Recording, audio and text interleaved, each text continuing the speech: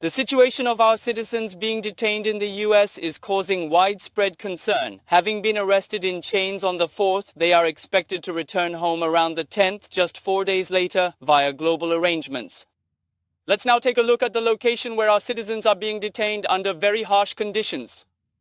Reporter Kang Young-gu, could you provide an update on the ongoing negotiations and let us know when our detained nationals might be released? I'm reporting live from outside the Folkestone Ice Processing Center in Georgia, USA. Right behind me, the illuminated buildings are the Folkestone Ice Processing Center, where about 300 of our citizens are being held. The buildings are completely surrounded by barbed wire in all directions and heavily guarded, making this essentially the closest point that the press can safely access right now. The meetings and working-level consultations with the detained workers at this detention center have been proceeding smoothly so far.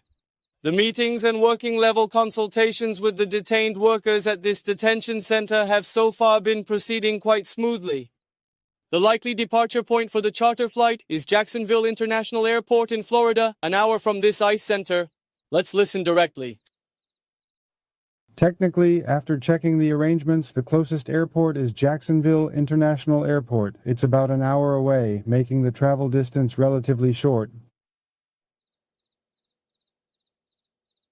Starting today, the Consular Task Force will begin the process of confirming the detained workers' willingness to board the charter flight.